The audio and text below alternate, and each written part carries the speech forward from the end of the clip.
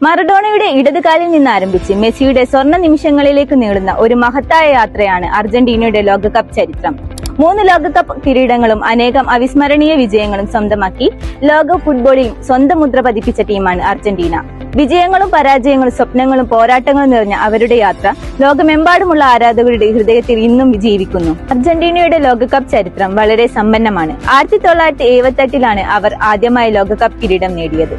സ്വന്തം നാട്ടിൽ നടന്ന ടൂർണമെന്റ് മികച്ച പ്രകടനം കാഴ്ചവെച്ചാണ് അവർ ചാമ്പ്യന്മാരായത്.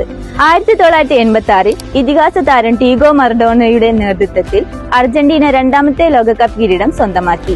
ആ ലോകകപ്പിൽ മറഡോണയുടെ പ്രകടനം ഇന്നും ഫുട്ബോൾ ചരിത്രത്തിൽ മികച്ച പ്രകടനങ്ങളിൽ ഒന്നായി കണക്കാക്കപ്പെടുന്നു. അതിനുശേഷം വർഷങ്ങളോളം കിരീടം നേടാൻ സാധിച്ചില്ലെങ്കിലും അർജന്റീന ലോക ഫുട്ബോളിൽ ശക്തമായ ടീമുകളിൽ ഒന്നായി തുടർന്നു. ലോകത്തിലെ ഏറ്റവും മികച്ച താരങ്ങളിൽ ഒന്നായ ലയണൽ മെസ്സിയുടെ വരവോടെ അർജന്റീനയ്ക്ക് പുതിയ പ്രതീക്ഷ ലഭിച്ചു. നിരവധി വർഷങ്ങളായി ആരാധകർ കാത്തിരുന്ന ലോകകപ്പ് സ്വപ്നം 2022 ഖത്തറിൽ നടന്ന ലോകകപ്പിലൂടെ യാഥാർത്ഥ്യമായി. ഫൈനലിൽ ഫ്രാൻസിനെതിരെ നടന്ന ആവേശകരമായ മത്സരത്തിൽ അർജന്റീന വിജയിക്കുകയും 3ാം ലോകകപ്പ് കിരീടം സ്വന്തമാക്കുകയും ചെയ്തു. ആ വിജയത്തോടെ മെസ്സി തന്റെ കരിയറിലെ ഏറ്റവും വലിയ നേട്ടങ്ങളിലൊന്ന് കൈവരിച്ചു. മെസ്സിയെ കൂടാതെ Emi Martinez, Di Maria, Alvarez, Enzo Fernandez തുടങ്ങിയ താരങ്ങളും ടീമിന്റെ വിജയത്തിൽ നിർണായക പങ്കുവഹിച്ചു.